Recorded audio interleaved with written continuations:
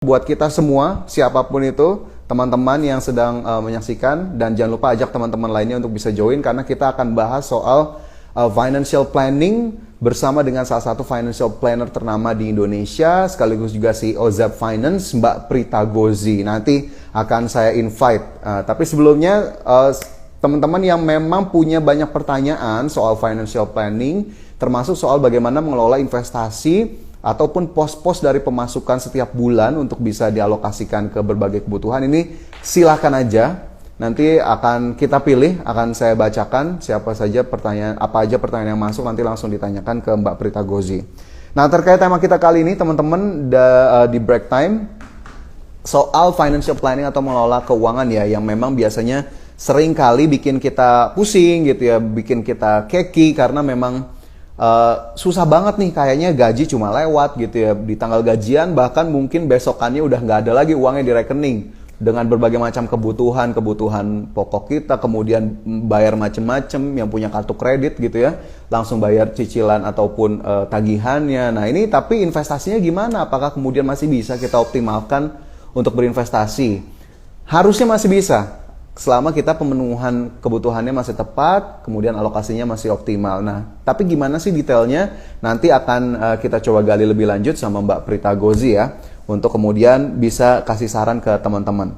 Nah, ini yang memang perlu kita tahu adalah kita kan memang masih ada teman-teman atau kita sendiri nih masih menerima gaji UMR gitu, gaji yang memang bisa kita bilang cukup pas-pasan ya di suatu daerah ataupun di suatu tempat. Kayak Jakarta di tahun 2020 berdasarkan data ternyata belum sampai 5 juta UMR-nya. Nah ini gimana caranya ngelola gaji nggak sampai 5 juta tapi bisa berbagai alokasi kebutuhan, nanti kita lihat. Nah ini sudah cukup banyak yang masuk komentar-komentarnya.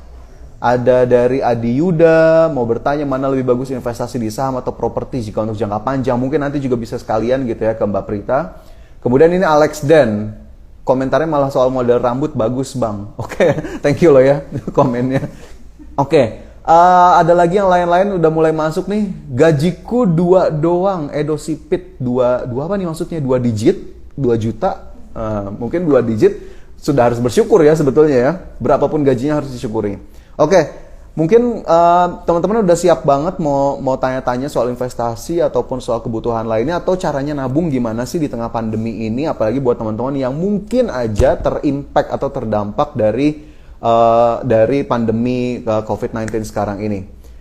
UMR di Kalbar hanya 2,5 juta bang, MC Juanda. Wow, tapi pastinya kebutuhan pokoknya bisa terpenuhi dong ya, karena memang faktor-faktor penentu UMR itu salah satunya bagaimana harga kebutuhan pokok di tiap daerah. Edo Sipit 2 juta tapi udah mulai belajar investasi. Good, bagus. Harus kita apresiasi. Oke, langsung aja mungkin kita invite. Belum, oke. Nanti kita masih nunggu kehadiran dari Mbak Prita Gozi untuk bisa sharing sama kita gimana sih caranya untuk mengelola penghasilan atau pendapatan. Nah, ini Erika Paramita juga bagus nih, untuk penghasilan tidak tetap lebih baik investasi di mana ya? Oke, Mbak Erika, nanti semoga bisa terjawab juga nih, penghasilan tidak tetap lebih baik investasi di mana. Kemudian Suratman nanya IHSG. Ini kayaknya memang sesi kita nggak terlalu spesifik soal IHSG sih, tapi mungkin bisa dibahas nanti soal investasi saham, memungkinkankah di bulan-bulan ini menjelang akhir tahun, nanti akan kita coba tanyakan. Kemudian ada dari Rizal Cahwell, cool Brang, kemungkinan yang bakalan naik di tahun depan saham dari mana? Oke, saham lagi. Memang pasti teman-teman banyak banget yang udah masuk atau mulai coba investasi di saham ya. Ini juga harus diapresiasi karena masih banyak banget yang belum berani atau mungkin masih pikir-pikir gimana sih caranya investasi di saham. Padahal gampang banget ya. Nanti teman-teman juga bisa scroll juga di Instagramnya IDX Channel dan juga berbagai platformnya IDX Channel. Biasanya kita suka ngasih informasi gimana caranya mulai investasi di saham ataupun di instrumen investasi lainnya. Nah, kemudian terkait tema kita hari ini, teman-teman, sekali lagi aku mau informasiin bahwa hari ini kita akan bahas soal pengelolaan keuangan, financial planner ternama dan juga CEO Zap Finance, Mbak Prita Gozi. Teman-teman nanti yang mau tanya-tanya silahkan aja, atau tahu teman-teman. Oke, sudah bergabung. Ini Mbak Prita. Selamat siang, Mbak Prita. Selamat siang. Selamat dengan siang, Fajar di kedengeran sini, nggak Mbak. suara saya? Ya, kedengeran Mbak. Dari Oke. sini aman-aman. Terima kasih banyak Mbak Prita sudah gabung sama kita siang hari ini nih. Mm-mm. Tadi sudah banyak sekali teman-teman yang nanya di kolom komentar, Mbak, gimana caranya ngelola penghasilan UMR. UMR ya bahkan masih ada yang 2 juta, Mbak, di Mm-mm. Kalimantan Barat tadi ya. Ini kayaknya pelik banget nih masalahnya nih soal gaji dan pengelolaan keuangan serta investasi. Mm. Bisa langsung kita mulai, Mbak Prita? Of Boleh ya? course. Mm-mm. Oke, Mbak Prita nih sebelum kita spesifik ngomongin soal investasi, Mm-mm. kemana-kemananya, Mm-mm. prinsip-prinsip yang harus teman-teman tahu soal pengelolaan keuangan gimana sih Mbak, terutama dari penghasilan tetap kita dari gaji tiap bulan? Ya, prinsipnya yang paling sederhana adalah pada saat kita punya penghasilan tetap, maka kita harus bagi menjadi tiga. Ini yang paling dasar terlebih dahulu. Tiganya itu adalah saving, investing, protection. Nah, saving ini kebutuhannya biasanya adalah untuk dana darurat, kemudian simpanan, hal-hal yang memang sifatnya tuh lebih jangka pendek. Lalu kalau investing itu memang kita tempatkan di aset-aset yang memang kita niatnya itu untuk jangka yang lebih panjang atau kita berniat untuk mencari potensi keuntungan. Nah, kemudian yang P-nya itu adalah protection, karena kalau kita tidak memiliki proteksi dan kalau terjadi resiko dalam kehidupan kita selama masa produktif, maka biasanya kita akan membongkar tabungan dan investasi yang sudah kita siapkan. Jadi itu prinsip tiga, jangan sampai terlewat. Saving, investing, protection. Saving, investing, protection. Persentasenya Mbak, itu seberapa dari penghasilan kita? Oke, kalau tadi itu kan adalah untuk kegiatannya. Nah, kalau kita berbicara Hmm. persentase, maka kita juga mesti berbicara tentang living cost. Nah, berarti ini konsepnya beda Hmm. lagi nih.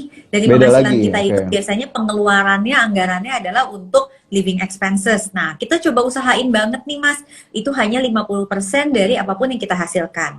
Lalu kita punya komponen yang namanya saving. Nah, saving ini nih nanti yang akan kita belah untuk SIP yang tadi. Nah, itu totalnya 30%. Jadi kalau Anda Oke. tanya, saya buat savingnya berapa ya, investingnya berapa ya, proteksi berapa, sebenarnya itu bisa diatur sesuai dengan tujuan keuangan kita maunya apa, tapi biasanya kita akan memakan 30% dari total penghasilan kita.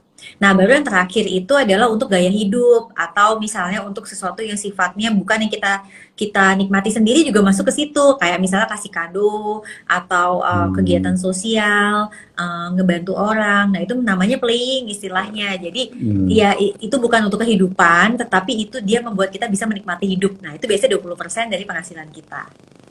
Oke. Tapi memang kita harus disiplin nggak sih Mbak setiap bulan melakukan itu untuk berbagai tadi aktivitas dan juga persentasenya masing-masing? Ya, harusnya disiplin karena kan itu sesuatu yang sifatnya kita alami terus ya. Jadi yang menariknya itu adalah gini, investing itu sometimes tidak untuk for life. Karena kalau kita berbicara orang yang udah oma-oma, opa-opa mungkin umur 90 gitu ya, ya dia udah nggak kepikiran kali untuk investasi. Tetapi bahwa mengelola keuangan itu for life. Jadi can you imagine kalau ditanya aktivitas apa sih selain makan, minum, terus ibadah apa segala macam yang dilakukan semua orang dari sejak kecil sampai dia mungkin berpulang, itu adalah mengelola keuangan. Karena di usia berapapun prinsipnya kita pasti mengelola keuangan. Even waktu kita masih sekolah, kita ngelola uang saku gitu. Jadi itu prinsip yang sangat penting dan pasti akan kita lakukan setiap bulannya.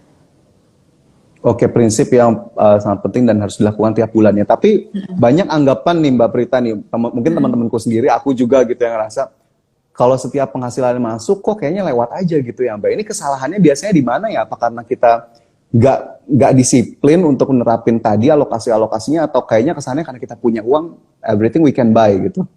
Nah, itu sebenarnya karena nggak disiplin, jadinya ngerasa punya banyak uang. Jadi, kalau misalnya tadi Mas bilang, ini aku jadi ngerasa punya banyak uang, jadi aku kayak spend-nya gila-gilaan gitu. Itu karena kita tidak mengalokasikan di awal. Makanya aku selalu bilang, minimal punya 3 rekening deh. 3 rekening itu ya yang pertama tuh kan untuk living kita.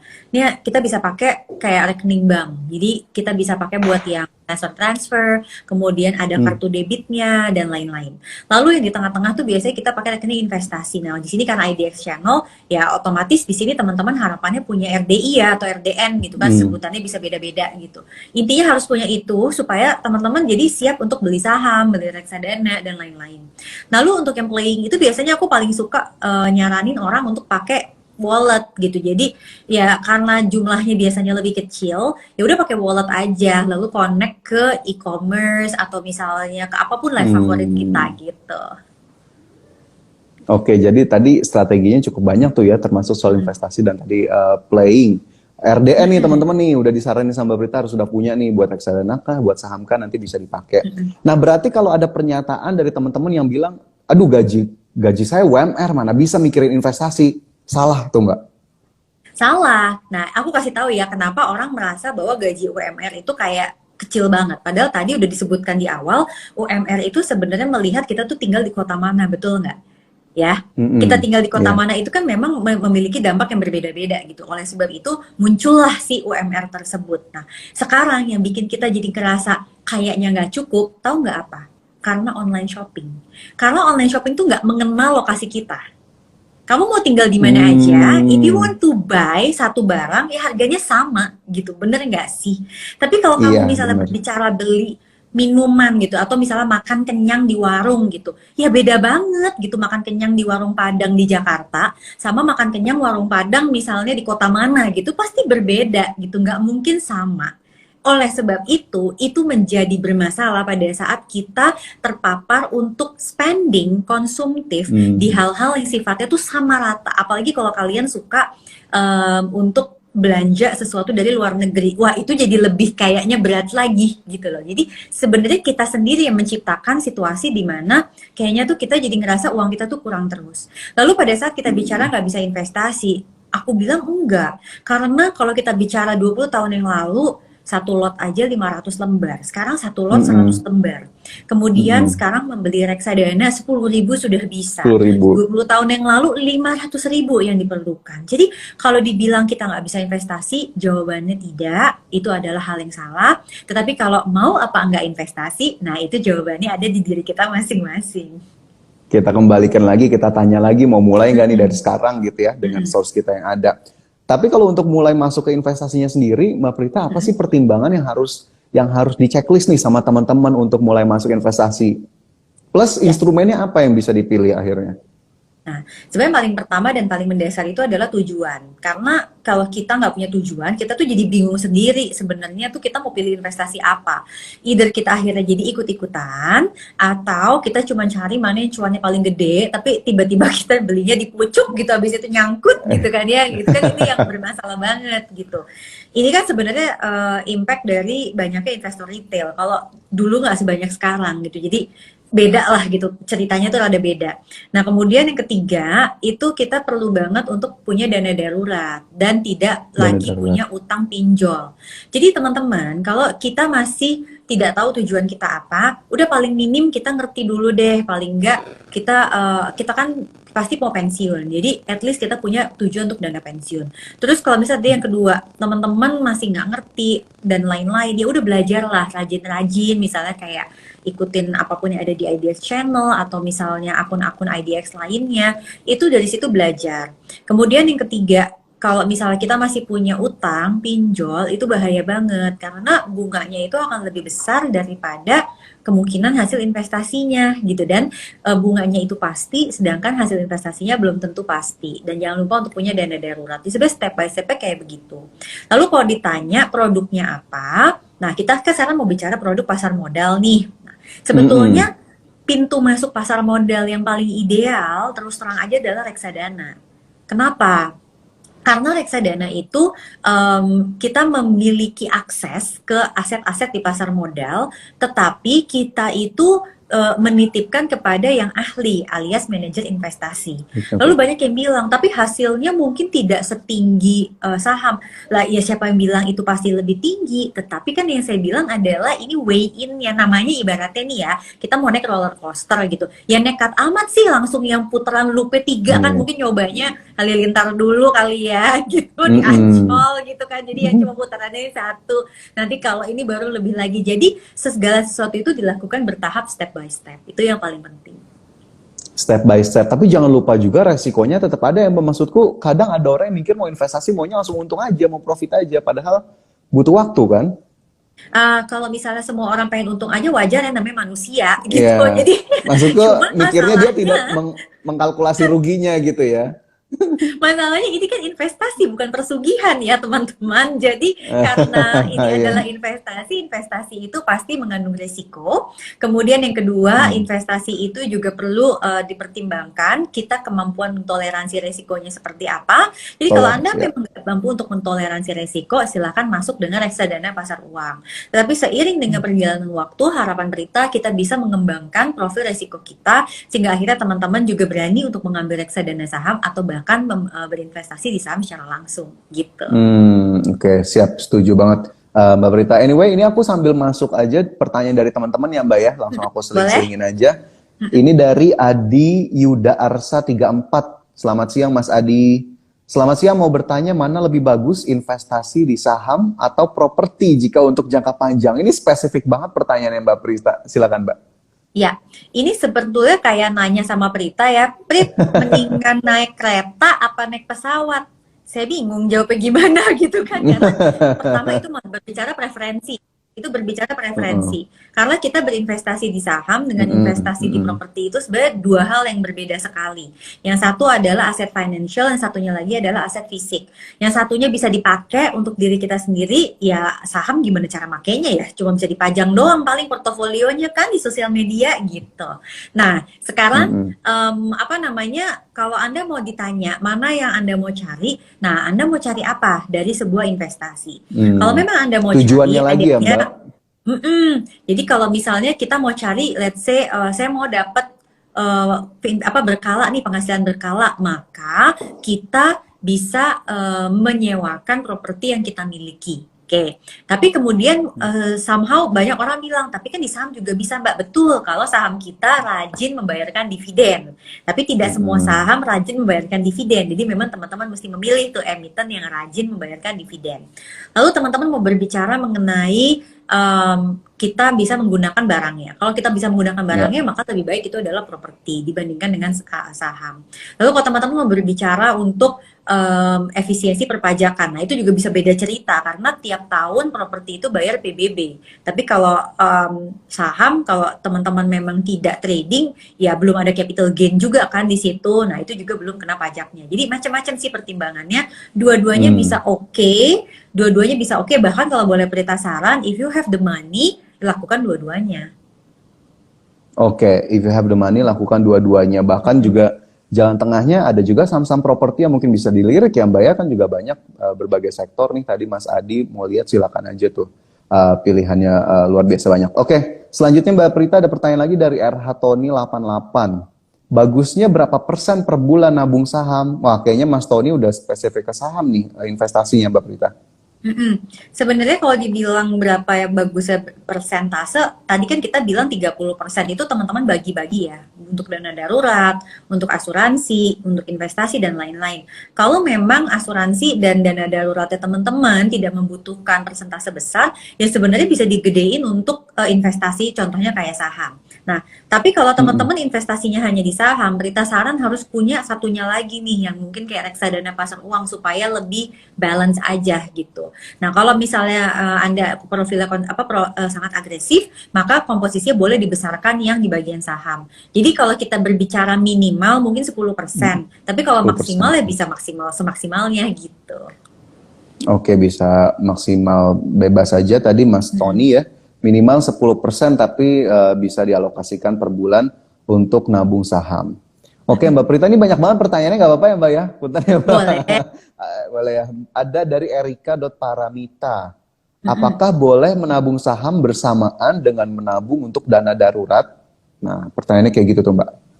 Oke. Kalau dana daruratnya belum mencapai 3 kali pengeluaran rutin bulanan, saya sarankan jangan dulu. Jadi saya sarankan untuk Hmm, cepet-cepet nih mencapai angka ideal, bukan angka ideal sih, angka minimal dan minimal. kepemilikan dana darurat yaitu 3 kali pengeluaran rutin bulanan, baru diparalelkan antara dana darurat dan saham. Alasannya jelas, karena saham itu bukannya nggak liquid, saham juga bisa liquid, tapi ya dia fluktuatif banget gitu. Sedangkan kalau kejadian yang menimpa kita itu tak terduga, ya kita punya dana darurat. Namun kalau teman-teman nggak punya dana darurat, maka terpaksa ya teman-teman menjual saham dengan angka berapapun, kan sayang. Ya. Oke, itu tadi udah dijawab Mbak Erika ya, bagaimana kemudian tadi dana darurat dan juga saham. Tapi aku pengen sedikit aja balik ke dana darurat tadi Mbak Prita. Itu Ya. kenapa kemudian angka minimalnya atau idealnya tadi ya 3 kali? Itu dasarnya dari mana tuh Mbak?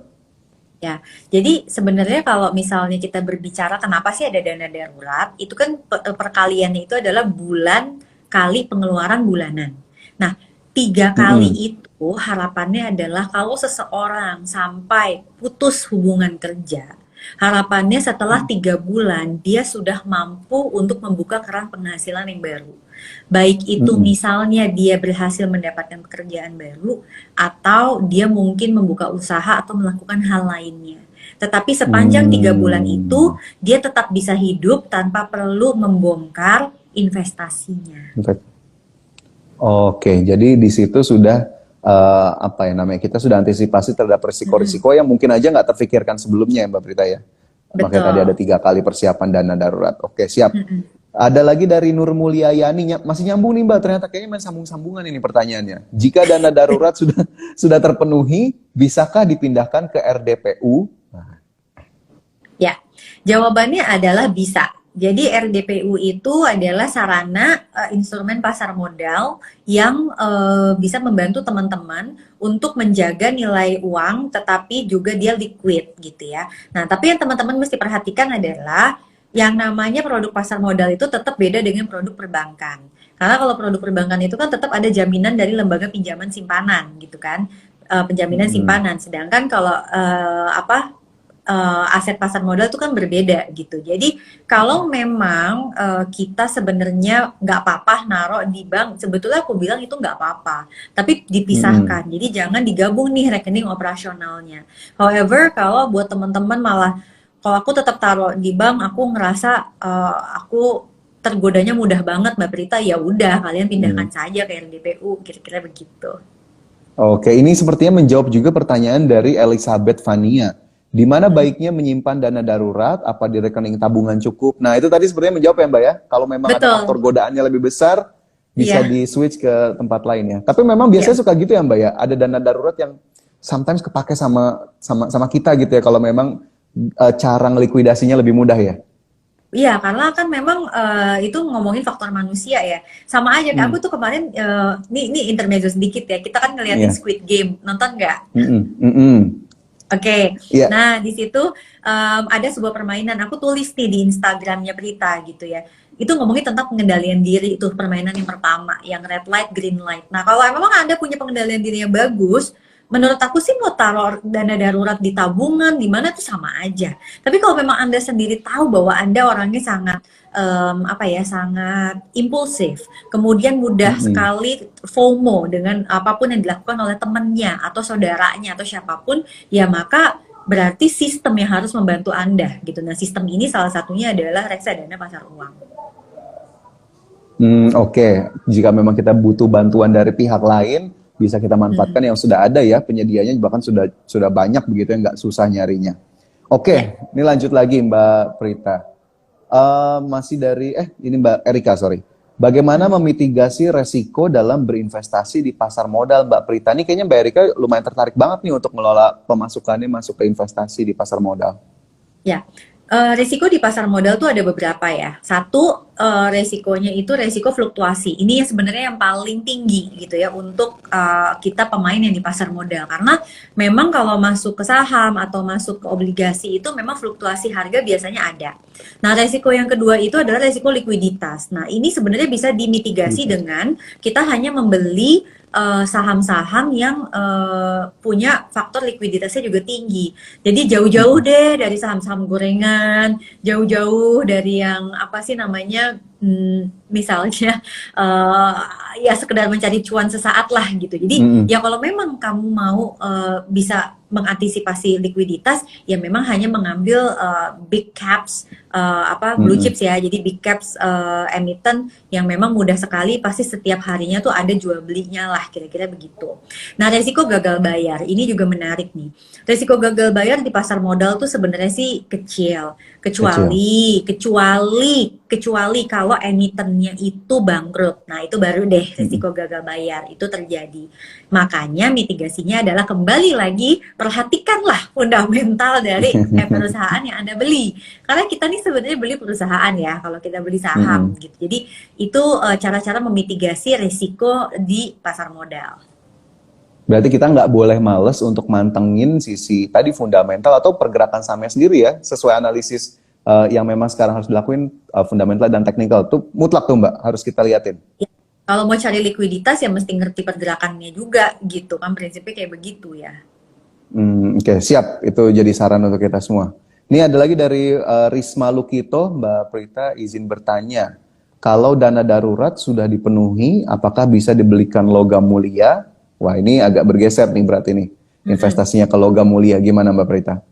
Ya, sebenarnya serupa dengan reksadana pasar uang, logam mulia juga bagus juga tempat buat naruh dana darurat. Nah, tapi di logam mulia itu teman-teman mesti hati-hati karena tetap ada spread antara harga beli dan harga jual. Nah, jadi spreadnya ini yang memang bisa berpengaruh kalau kita belinya itu rentangnya tuh pendek. Jadi misalnya baru beli 2 bulan kemudian ternyata dana daruratnya kepakai. Nah, itu bisa tuh ada potensi di mana harga jualnya itu masih lebih rendah daripada waktu kita beli. Tapi kalau kita berbicara itu sudah lewat dari 2 tahun, 3 tahun, kemungkinannya sih itu nggak apa-apa gitu. Jadi kalau itu Berita biasanya sarannya Mas, kalau kita dana daruratnya sudah completed, jadi sudah sesuai dengan ideal, misalnya 12 kali pengeluaran rutin bulanan, ya udah teman-teman belah 2 aja. Jadi setengahnya teman-teman taruh di tabungan, misalnya ini yang bisa kegoda-goda deh, nah setengahnya lagi di emas gitu. Oke, bisa di split tadi saran dari Mbak Prita.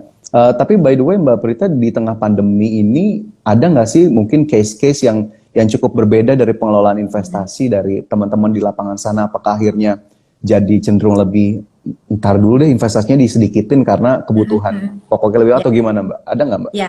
Memang itu jadi dua sisi nih Mas gitu. Jadi sisi yang pertama ini adalah teman-teman yang pekerjaannya secure. Jadi di masa pandemi ini pekerjaannya secure. Ini biasanya teman-teman, maaf nih aku terpaksa nyebut ya, misalnya PNS atau misalnya ya Anda-Anda yang memang kerja di perusahaan besar yang tidak ada pemotongan gitu-gitulah pokoknya itu ya buat mereka malah biasanya lebih hemat. Kenapa? Karena waktu kemarin-kemarin nggak ke kantor gitu ya, terus nggak bisa liburan kan, itu kan jadi terpaksa berhemat gitu loh.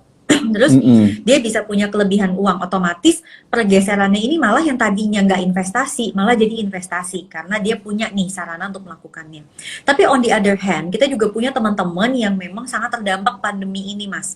Nah teman-teman yang terdampak pandemi ini itu adalah mereka yang mungkin sudah terkena pemutusan hubungan kerja, terus misalnya dia punya bisnisnya juga susah dan sebagainya. Otomatis untuk mereka yang lebih utama adalah bertahan hidup.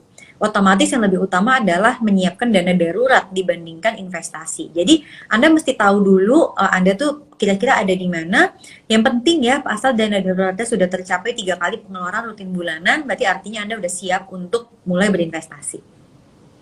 Oke, itu juga sekaligus menjawab tadi pertanyaan dari teman-teman yang nanya punya penghasilan seasonal ataupun nggak tetap begitu ya. Nah itu dilihat dulu posisinya di mana, kebutuhan yang utama tetap harus dipenuhi. Nah mungkin terakhir kali nih Mbak Prita karena waktunya sibuk banget, tadi aku di info cuma bisa sampai 13.30. Terakhir aduh sorry banget ya, soalnya ada kelas sama mahasiswa. Iya nggak apa-apa. Saran terakhir deh, saran atau tips terakhir buat teman-teman IDX Channel nih terkait pengelolaan keuangan dengan gaji yang dalam tanda kutip seadanya tapi bisa optimal Mbak. Yes, buat saya saran yang pertama adalah teman-teman harus mampu untuk mencatat pengeluaran terlebih dahulu. Karena dengan mencatat pengeluaran, sebenarnya kita jadi tahu, sebenarnya kita udah optimal nggak sih? Jangan-jangan selama ini kita memiliki pengeluaran yang sifatnya hanya keborosan saja. Atau misalnya kita udah optimal, berarti kalau kita kepingin bisa lebih banyak investasi, kita harus mau membuka keran penghasilan yang baru. Kita mesti lebih kreatif, yang mungkin terbahannya jadi lebih sedikit, tetapi ya itu pilihan gitu loh, untuk kita menambah keran penghasilan. Yang kedua, kita terpaksa harus disiplin dengan cash flow yang kita buat. Jadi anggarannya tuh harus disiplin banget. Tadi aku tipsnya adalah living, saving, playing. Bagilah penghasilan kita 50% untuk living, 30% untuk saving, 20%-nya untuk playing. Nah, yang ketiga, dalam porsi 30% saving ini, teman-teman bagi lagi menjadi si saving, investing, protection, yang si dana darurat, investasi, dan juga proteksi. Nah, ini komposisinya dari 30% tuh mau diapain, itu terserah masing-masing, sesuaikan dengan tujuan keuangan. Dan tips yang terakhir, pada saat kita berinvestasi, sebenarnya intisarinya adalah pengendalian diri, tidak boleh serakah, dan harus mau terus belajar, dan belajar. Pamungkas sekali itu saran dan tipsnya untuk teman-teman IDX Channel di sana. Semoga bisa dijadikan catatan biar kita nanti mulai bulan ini atau mulai bulan depan sudah bisa lebih optimal lagi. Mbak Prita, anyway terima kasih banyak sudah bergabung di Break Time IDX Channel kali ini. Nanti next time boleh gabung lagi ya Mbak ya? Kalau waktunya Insya ada Allah, ya, Mbak. insya Allah. Siap, terima kasih banyak Mbak Prita. Sukses dan sehat selalu. Terima kasih, salam sehat. Salam sehat. Ya teman-teman, itu tadi break time kita bareng dengan Mbak Prita Gozi, Financial Planner, sekaligus CEO dari Zep Finance. Nah ini komentarnya tadi banyak banget ya teman-teman, ya masih banyak yang saya yakin memang nggak cukup, 30 menit tadi memang nggak cukup karena sayang sekali keterbatasan waktu kita, harusnya bisa lebih panjang tapi nggak apa-apa, nanti kita sambung di next time begitu di break time berikutnya. Tapi anyway kalau teman-teman masih punya pertanyaan-pertanyaan silakan aja bisa di DM ke Instagram kita atau ke platform lain kita, atau yang belum masuk IDX Channel Community silakan banget ya. Kita punya WhatsApp-nya ya, ada WhatsApp, ada Telegram-nya IDX Channel Community. Nanti teman-teman bisa tanya jawab di sana, sekaligus nanya soal saham bisa lebih spesifik di sana, bahkan bisa kita jawab di program live kita di IDX Channel tiap pagi sampai sore. Nanti bisa kita masukkan pertanyaan-pertanyaannya. Anyway, terima kasih banyak buat teman-teman yang masuk di sesi break time kita kali ini. Semoga pengelolaan gajinya atau pendapatannya tiap bulan ini bisa lebih optimal dan tentunya bisa buat kita masa depan ataupun pemenuhan kebutuhan kita di saat-saat sekarang. Terima kasih banyak, sehat selalu, saya pamit undur diri, sampai jumpa, terima kasih banyak, wassalamualaikum warahmatullahi wabarakatuh.